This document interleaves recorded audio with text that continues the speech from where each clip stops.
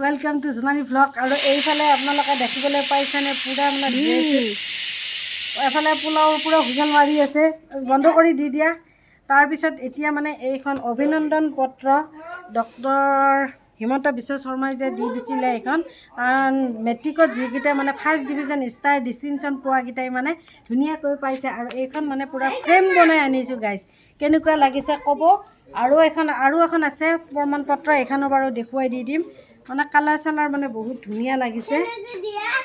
তাৰপিছত আৰু এখন আছে, লৈ আহাচোন চুনু এইখন।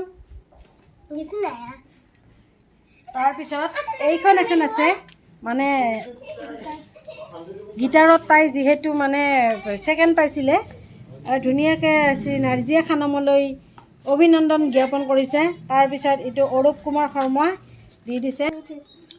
আৰু এইখন যিহেতু আপোনালোকক মই ইয়াৰে ভ্লগটো দিয়ে দিছোঁ, কাৰণ IITত যে প্ৰগ্ৰাম হৈছিলে তাত মানে তাই ছেকেণ্ড পাইছিলে।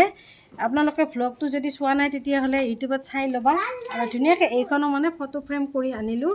আৰু এই দুখন কেনেকুৱা লাগিছে জনাবলৈ নাপাহৰিব। কেনেকুৱা লাগিছে ন, মোৰ ছোৱালীক আশীৰ্বাদ কৰিব।